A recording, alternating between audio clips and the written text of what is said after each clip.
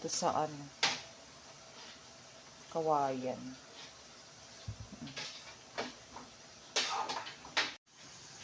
Kakanin sa ano, kawayan. Hiluto. Yun.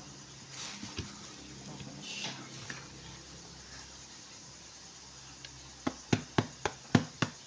Ano siya, oh.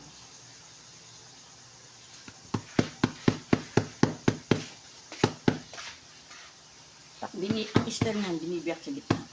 Hindi na, ano siya. Ayun, oh, nakuha ko na nga, oh. Excuse me.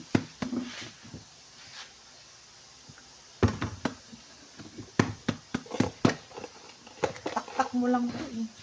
Ano siya, oh. Pero ang style talaga.